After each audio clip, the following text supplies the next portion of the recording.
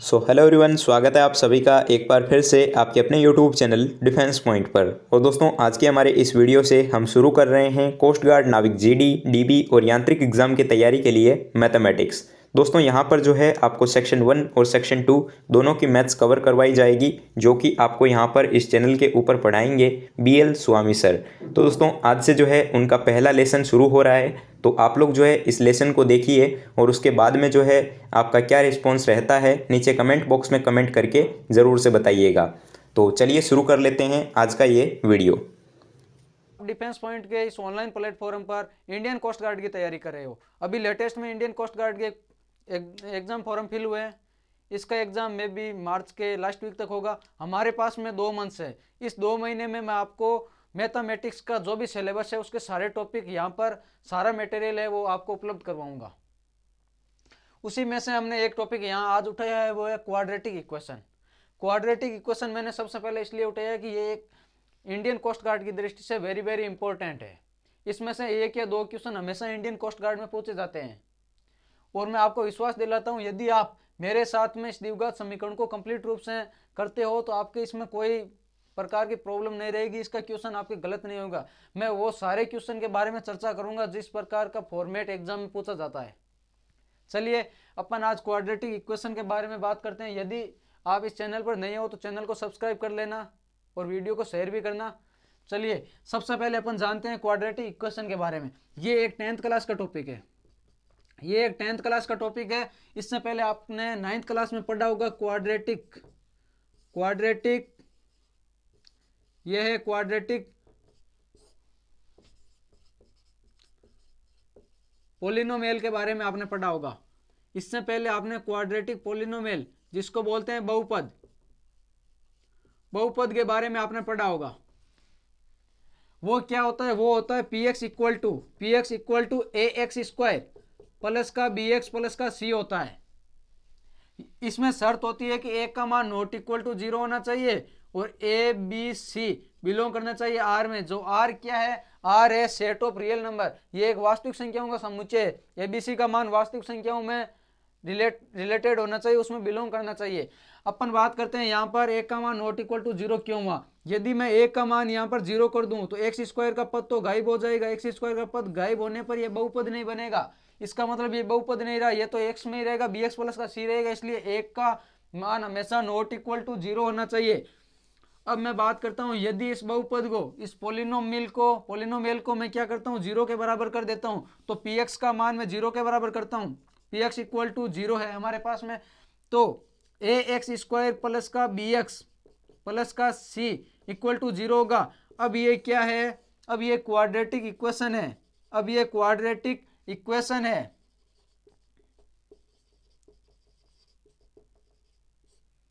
अब आप you can speak quadratic equation, आप इसको क्वाड्रेटिक इक्वेशन बोल सकते हो। इसमें भी एक शर्त होती है, वही a का मान नॉट इक्वल टू 0 होना चाहिए। यदि a का मान नॉट इक्वल टू 0 नहीं होगा, a का मान 0 होगा तो x का पद गायब हो जाएगा, एक्स स्क्वायर का, तो ये तो bx प्लस का c बचेगा, जो क्वाड्रेटिक इक्वेशन नहीं है। सबसे पहले अपन बात करते हैं इसको क्वाड्रेटिक इक्वेशन क्यों कहते हैं, अर्थात हमारा क्वेश्चन है y क्वाड्रेटिक। इसको क्वाड्रेटिक क्यों कहते हैं, हमारा क्वेश्चन ये है। तो इसका सॉल्यूशन यही है कि इसका जो वेरिएबल है, इसके अंदर जो वेरिएबल x है, हमारे पास में जो वेरिएबल x है उसकी जो मैक्सिमम पावर क्या है, जो मैक्सिमम पावर है वो 2 है। मैक्सिमम पावर 2 है। इसका मतलब इसकी मैक्सिमम पावर 2 है। वेरिएबल x की मैक्सिमम पावर 2 होने के कारण इसे द्विघात कहते हैं। द्विघ का मतलब 2 घात, नाम से स्पष्ट है। इसको इंग्लिश में क्वाड्रेटिक इक्वेशन के नाम से जानते हैं, द्विघात समीकरण कहते हैं। इसको क्या कहते हैं? द्विघात समीकरण। अब अपन बात करते हैं द्विघात समीकरण को किस प्रकार से सॉल्व करते हैं, इसके रूट्स यानी मूल किस प्रकार प्राप्त करते हैं और रूट्सों के द्वारा समीकरण को किस प्रकार प्राप्त करते हैं और एग्जाम में किस प्रकार के क्वेश्चन पूछे जाते हैं, इनके बारे में अपन चर्चा करते हैं। सबसे पहले मेरे पास में एक क्वाड्रेटिक इक्वेशन ये है, क्या है? ax स्क्वायर प्लस का bx प्लस का c इक्वल टू 0। ये मेरे पास में क्वाड्रेटिक इक्वेशन है। इस इक्वेशन को सोल्व करते हैं तो किस प्रकार से करते हैं? हमारे पास में 2 विधि होती है। नंबर 1 विधि होती है, उसको बोलते हैं गुणनखंड विधि। किस विधि से? गुणनखंड विधि से। इसके बाद में अपन दूसरी विधि से करते हैं, वो होती है सीरीधराचार्य। जो आपने 9th क्लास में पढ़ा होगा, श्रीधराचार्य विधि। गुणनखंड किस प्रकार करेंगे? गुणनखंड विधि में अपन ये बी है, बी के इस प्रकार से गुणनखंड करेंगे कि इनको जोड़ने पर इनका जब योग करेंगे तो योग तो बी ही आना चाहिए। यदि गुणा करते हैं तो वो गुणा ए और सी का गुणा आना चाहिए, यानी कि गुणा ए सी के बराबर आना चाहिए।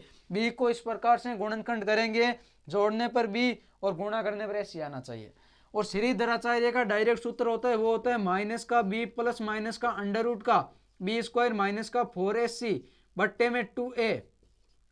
ये श्रीधराचार्य विधि है। अब अपन बात करते हैं, मेरे पास में एक एग्जाम्पल है कि एक्स स्क्वायर प्लस का 5x प्लस का 6 है बराबर 0। इसको सॉल्व करना है। सर्वप्रथम मैं गुणनखंड विधि से करता हूं। गुणनखंड विधि से क्या करना है, इस 5 का इस प्रकार से 2 टुकड़ों में तोड़ना है कि जोड़ने पर तो 5 ही आए और गुणा करने पर ये एक्स स्क्वायर का गुणा 1 है, 1 गुणा 6 आना चाहिए। अर्थात 5 को मैं 3 और 2 में तोड़ देता हूँ। इसको जोड़ते हैं तो 3 प्लस का 2, जोड़ने पर 3 प्लस का 2 यानी कि 5 बी के बराबर प्राप्त हो रहा है। और यदि मैं इसको गुणा करता हूं तो 3.2 यानी कि 6 आ रहा है। तो इधर 6 इंटू 1 ही तो है, 6 ही हो रहा है।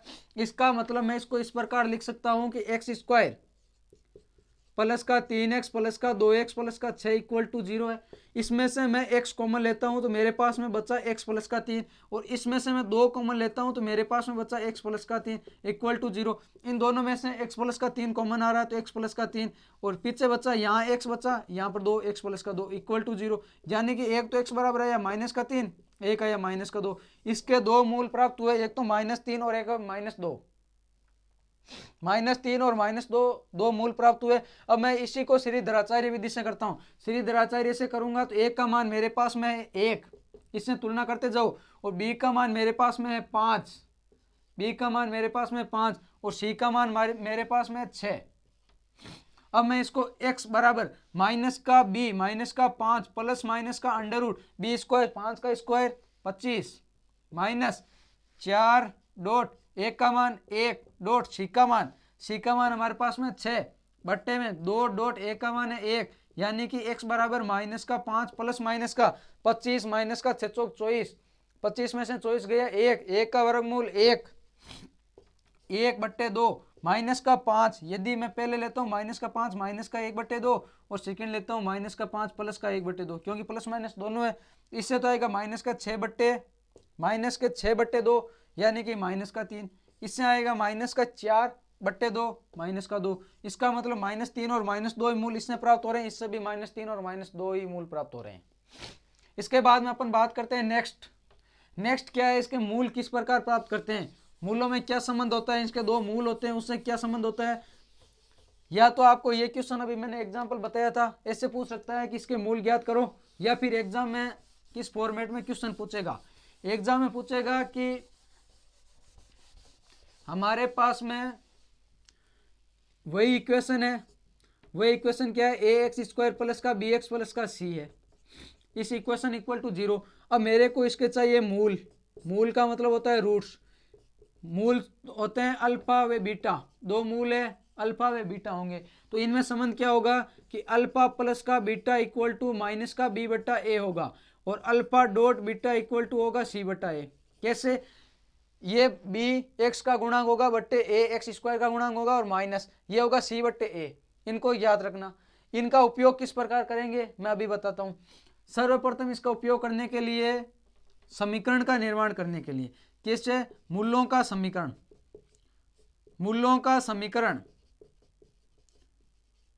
समीकरण यानी इसको ऐसे बोल सकते हैं मूलों के द्वारा समीकरण। ठीक है, कैसे प्राप्त करेंगे, मूलों के द्वारा समीकरण प्राप्त करने का सूत्र होता है x² माइनस का चिन्ह लगाना है, अल्फा प्लस का बीटा कर देना है, गुणा में x कर देना है, प्लस अल्फा डॉट बीटा कर देना इक्वल टू 0 कर देना। यह चीज ध्यान में रखना। यह होता है मूलों के द्वारा समीकरण ज्ञात करने का सूत्र।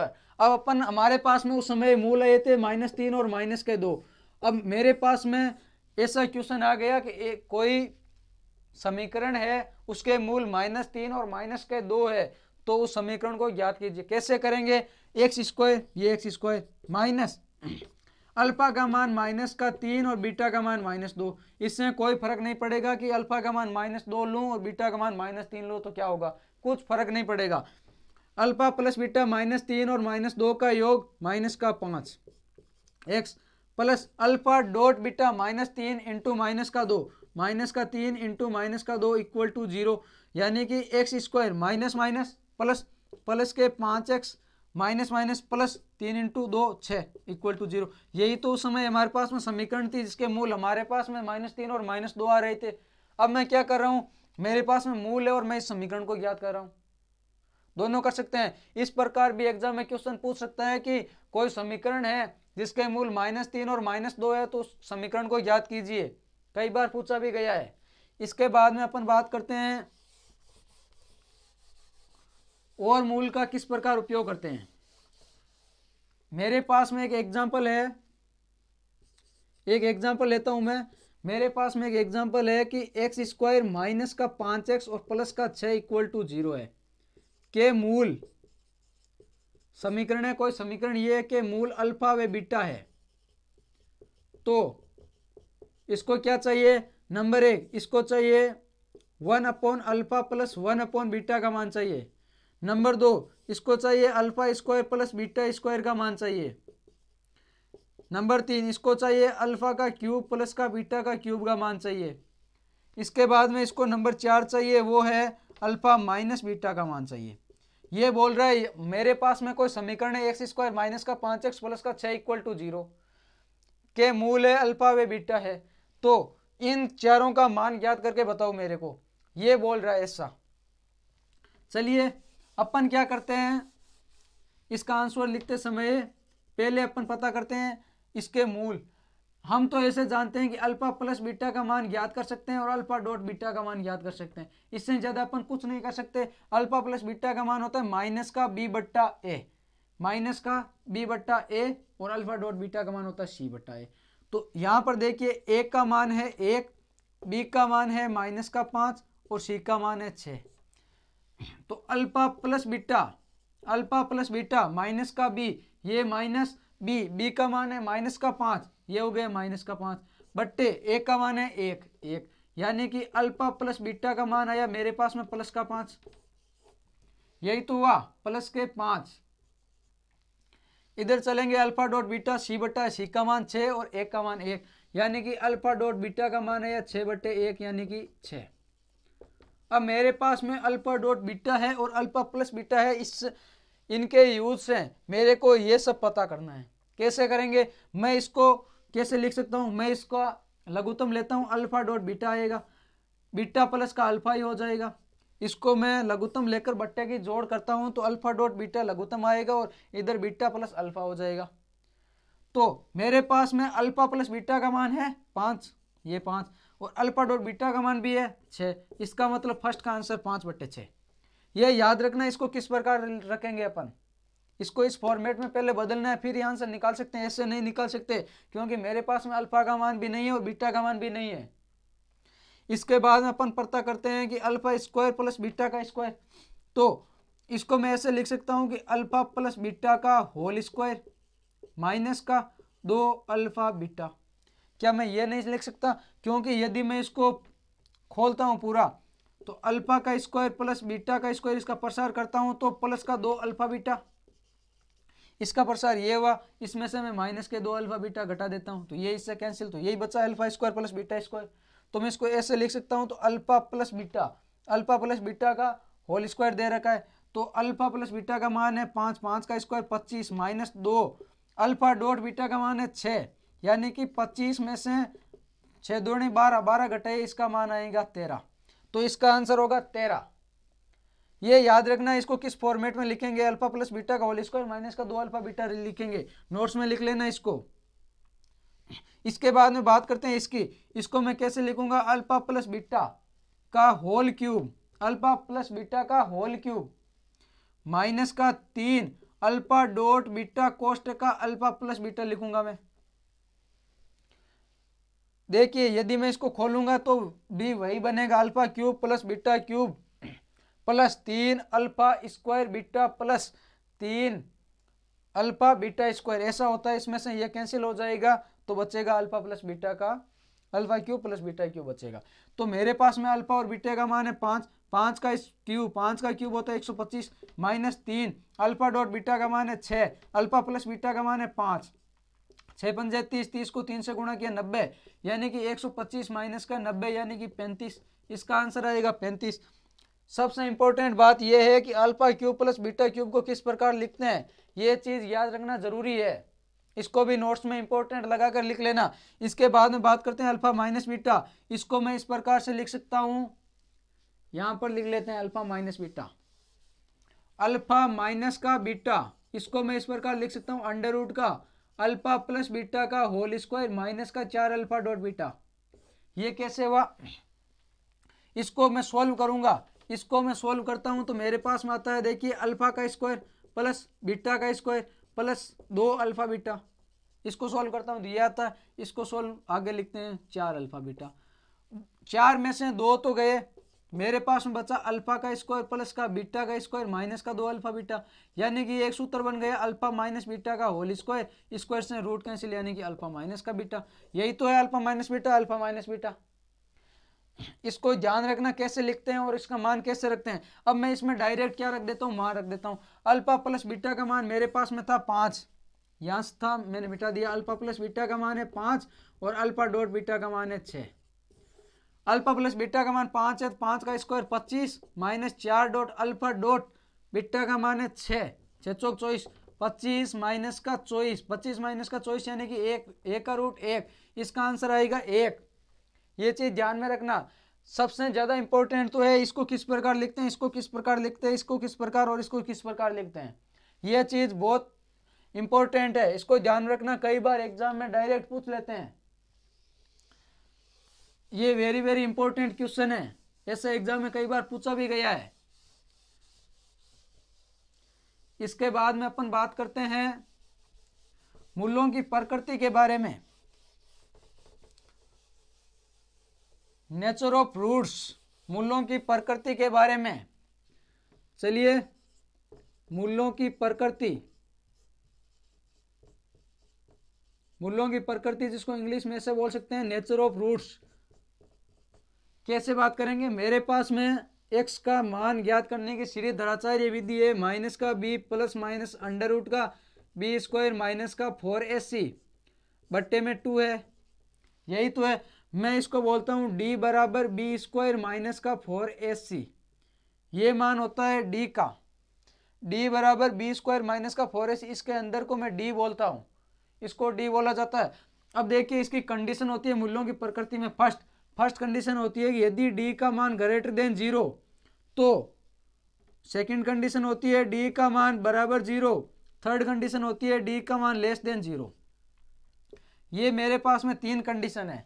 यदि d का मान ग्रेटर देन 0 होता है, यहाँ पर ग्रेटर देन 0 होगा तो अंडर रूट में कोई धनात्मक राशि होगी तो उसका अस्तित्व होगा, इसका मतलब इसके मूल है वो वास्तविक प्राप्त होंगे, वास्तविक तथा भिन्न भिन्न प्राप्त होंगे मूल, 2 मूल प्राप्त होंगे, दोनों मूल भिन्न भिन्न प्राप्त होंगे और वास्तविक भी प्राप्त होंगे। इसके बाद में बात करते हैं यदि d बराबर 0 हो तो इसके मूल d बराबर 0 होने पर मूल तो वास्तविक प्राप्त होंगे लेकिन समान होंगे। कैसे, यदि d का मान मैं यहाँ पर 0 कर देता हूँ, इसका मान 0 कर देता हूँ तो केवल माइनस का b बट्टे 2a ही तो बचेगा, और वो भी कंडीशन है कि x बराबर माइनस का b बट्टे 2a ही बचेगा। x का मान डायरेक्ट निकाल सकते हो माइनस का b बट्टा 2a से, क्योंकि ये पार्ट तो 0 हो गया। इसके नेक्स्ट कंडीशन है कि d का मान लेस देन 0, यानी कि रूट के अंदर कोई माइनस में आना चाहिए मान। यदि मान लेते हैं रूट के अंदर कोई भी माइनस संख्या है तो वो एक किसको, काल्पनिक संख्या को प्रदर्शित करता है, तो इसके मूल होते हैं ना वो सेमिसर होते हैं, न कि काल्पनिक। मूल सेमिसर होते हैं और भिन्न भिन्न होते हैं, ये चीज दिमाग में रखना। सेमिसर होते हैं न कि काल्पनिक। ज्यादातर बोलते हैं कि मूल काल्पनिक होते हैं, मूल काल्पनिक कैसे होगा मेरे को आप ऐसा बताइए, ये माइनस का भी इधर नहीं है, प्लस माइनस के 2, ये भाग है वो वास्तविक होगा, ये भाग है वो इमेजिनरी होगा, ये रियल पार्ट है ये इमेजिनरी पार्ट है। रियल और इमेजिनरी मिलकर ही कॉम्प्लेक्स नंबर बनाते हैं, सेमिसर बनाते हैं, कॉम्प्लेक्स नंबर जिसको इंग्लिश में बोला जाता है कॉम्प्लेक्स नंबर। तो ये सेमिसर होगा, कॉम्प्लेक्स होगा, न कि काल्पनिक इमेजिनरी। रियल प्लस इमेजिनरी मिलकर कॉम्प्लेक्स नंबर बनाते हैं, तो ये सेमिसर होंगे। इस चीज का ध्यान रखना। अब यहां पर एक नोट लगाकर लिख लेना कि सेमिसर मूल हमेशा संयुग्मी होते हैं। सेमिसर मूल हमेशा संयुग्मी होते हैं, संयुग्मी होते हैं। कैसे? यदि मेरे पास में कोई मूल 3 माइनस का आयोटा है तो दूसरा मूल अपने आप पता चल जाएगा 3 प्लस आयोटा होगा, इसका संयुग्मी होगा। भिन्न भिन्न होते हैं, दो मूल होते हैं, दोनों भिन्न भिन्न होते हैं, लेकिन प्लस माइनस का ही फर्क होता है, दोनों अपसरी में एक दूसरे के संयुग्मी होते हैं। चलिए इस पर अपन एक एग्जाम्पल कर लेते हैं। कैसे? मेरे पास में एग्जाम्पल के लिए एक ऐसा है कि कोई समीकरण, हमारे पास में कोई समीकरण है जिसका एक मूल दे रखा है, जिसका एक मूल मेरे को दे रखा है 3 माइनस का आयोटा है। तो समीकरण ज्ञात कीजिए। क्वेश्चन बोल रहा है कि एक मूल तो आपको पता है 3 माइनस का आयोटा है, अब मेरे को समीकरण चाहिए कि वो समीकरण क्या होगी, इसको चाहिए कि वो समीकरण क्या होगी। कैसे पता करेंगे? यदि हमारे पास में दोनों मूल होते तो अपन एक काम कर सकते थे। कौन सा? हमारे पास में दोनों मूल होते तो अपन एक काम कर सकते थे। कौन सा काम? कि x square minus alpha plus beta x plus alpha dot beta equal to 0, यही तो था। यदि दोनों मूल होते हैं तो मैं यहाँ पर मान रख देता अल्फा प्लस बीटा का, यहाँ अल्फा डॉट बीटा का, और समीकरण पता कर लेते। लेकिन हमारे पास में तो केवल एक ही मूल है 3 माइनस आयोटा, यानी कि अल्फा का मान है और बीटा का मान अपन को पता करना है। तो बीटा का मान मैंने कंडीशन बताई थी, यदि एक मूल सेमिसर है, ये इसका रियल पार्ट है, ये इसका इमेजिनरी पार्ट है, दोनों मिलकर ये कॉम्प्लेक्स नंबर बनाते हैं। कॉम्प्लेक्स नंबर यानी कि सेमिसर बनाते हैं। इसका मतलब ये एक मूल सेमिसर है तो दूसरा भी सेमिसर होगा और इसका संयुग्मी। तो दूसरा मूल अपन पता कर सकते हैं 3 प्लस का आयोटा होगा, इसका संयुग्मी। अब अपन आराम से पता कर सकते हैं कि इसकी समीकरण क्या होगी। मेरे को चाहिए एक्स स्क्वायर माइनस अल्फा का मान 3 माइनस का आयोटा प्लस बीटा 3 प्लस का आयोटा, इसको आयोटा बोलते हैं। आयोटा एक काल्पनिक संख्या होती है जिसका मान रूट माइनस का 1 होता है, जो अपन नेक्स्ट चैप्टर में पढ़ेंगे, कॉम्प्लेक्स नंबर के चैप्टर में। चलिए अपन बात करें अल्फा डॉट बीटा, यानी कि 3 माइनस का आयोटा और 3 प्लस का आयोटा इक्वल टू 0। इधर देखिए एक्स स्क्वायर माइनस आयोटा से प्लस आयोटा कैंसिल, तो 3 और 3 6, यानी कि 6x, यहाँ पर x है 6x प्लस ये देखिए a माइनस का b और a प्लस का b, यानी कि a स्क्वायर माइनस का b square, a square minus b square से 3 का स्क्वायर 9 माइनस आयोटा का स्क्वायर, यही तो होगा। आयोटा का मान मैंने बताया अंडर रूट का -1, अंडर रूट का -1 का स्क्वायर करेंगे तो ये रूट कैंसिल हो जाएगा। इसका मतलब इसका मान होगा -1, 9 माइनस 1 यानी कि माइनस माइनस प्लस 9 प्लस 1 यानी कि 10, इसका मान हो जाएगा 10 इक्वल टू 0। तो ये समीकरण बनेगी एक्स स्क्वायर माइनस का 6x प्लस का 10 इक्वल टू 0। ये क्वेश्चन भी वेरी वेरी इंपॉर्टेंट है, कई बार एग्जाम में पूछा भी गया है और पूछा भी जा सकता है, केवल ये आंकिक मान में परिवर्तित हो सकता है। चलिए इसके बाद में अपन बात करते हैं परिमेय और अपरिमेय के बारे में। कुछ अपरिमेय मूल भी होते हैं, किस प्रकार होते हैं वो देखिए। मेरे पास में है, यदि समीकरण तो है ए एक्स स्क्वायर प्लस का बी एक्स प्लस का सी इक्वल टू 0, जहाँ ए बी और सी क्या है? परिमेय संख्या है। ए बी सी परिमेय संख्या है,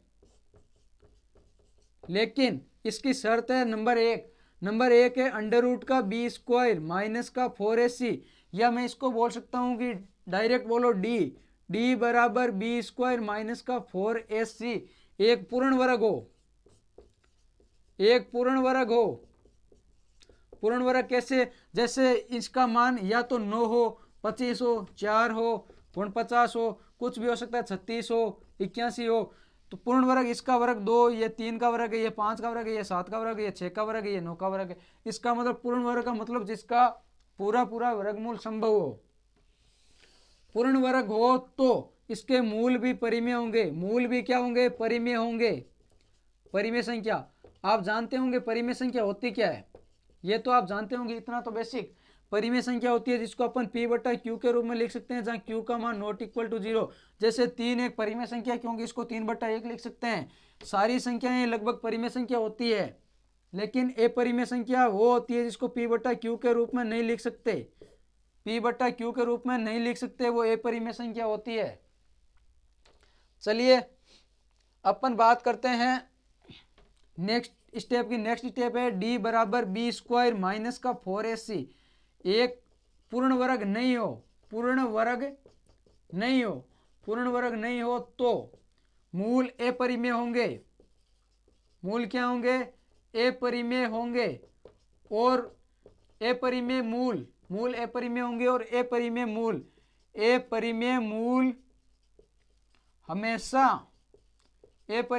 हमेशा संयुग्मी होते हैं। इट मीन्स होता है यदि एक मूल 2 माइनस का रूट 3 है तो दूसरा 2 प्लस का रूट 3 होगा, तभी इसका संयुग्मी होगा। 2 माइनस का रूट 3 एक अपरिमेय संख्या है। कैसे?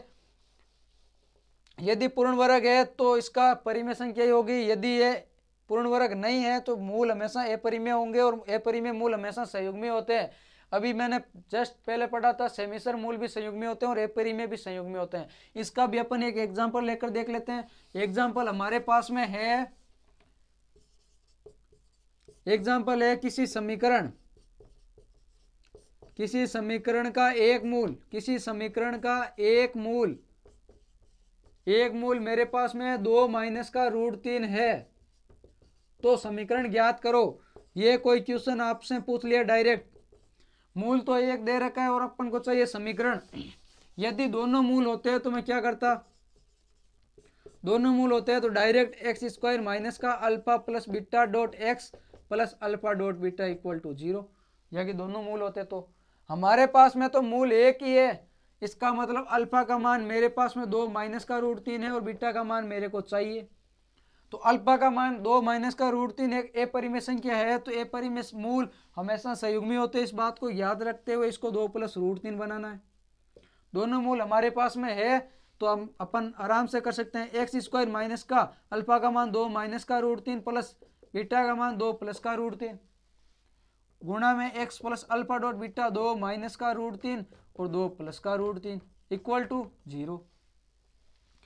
अब देखिए एक्स स्क्वायर माइनस का रूट 3 से रूट 3 कैंसिल, 2 और 2 4 यानी कि 4x प्लस इधर है ए माइनस का बी ए प्लस का बी, ए स्क्वायर माइनस बी स्क्वायर तो 2 का स्क्वायर माइनस रूट 3 का स्क्वायर, तो हो गया 4 माइनस का 3 यानी कि 1, इधर हो गया डायरेक्ट 1 इक्वल टू 0। तो यह समीकरण हमारे पास में प्राप्त होगी। यह है अपरिमेय मूल का क्वेश्चन। ये भी वेरी वेरी इंपॉर्टेंट है। अपरिमेय मूल का और सेमिसर मूल दोनों में से कोई भी क्वेश्चन एक एग्जाम में पूछा जा सकता है। नेवी कोस्ट गार्ड की दृष्टि से वेरी वेरी इंपॉर्टेंट है ये क्वेश्चन। इसके बाद में अपन बात करते हैं नेक्स्ट मैं आपको एक ऐसी टाइप और बताता हूं, उससे भी कई बार क्वेश्चन पूछा जा सकता है। देखिए वो टाइप है यदि किसी समीकरण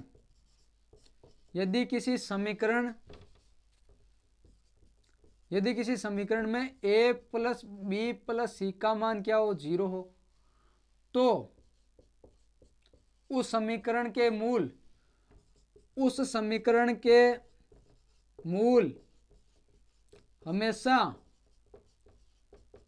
अल्फा बराबर 1 तथा बीटा बराबर सी बटा ए होगा। यह भी नोट्स बनाकर लिख लेना, वेरी वेरी इंपॉर्टेंट है। ये भी मैं आपको वही पढ़ा रहा हूं जो एग्जाम की दृष्टि से वेरी वेरी इंपॉर्टेंट है और एग्जाम में पूछे जा सकते हैं। चलिए इसका भी अपन एक एग्जाम्पल देख लेते हैं कि ये है क्या। आपको इसकी भाषा समझ में नहीं आई होगी, यहाँ पर समझाता हूँ। मेरे पास में कोई इक्वेशन है, क्वाड्रेटिक इक्वेशन a माइनस का b x square plus b minus का c x plus c minus का ए इक्वल टू 0। ये मेरे पास में कोई इक्वेशन है और मेरे को बोल रहा है कि इसके मूल ज्ञात करो। क्या याद करो? मूल। ये इक्वेशन दे रखी है, इसके मूल चाहिए अपन को, रूट्स चाहिए। रूट्स कैसे पता करेंगे?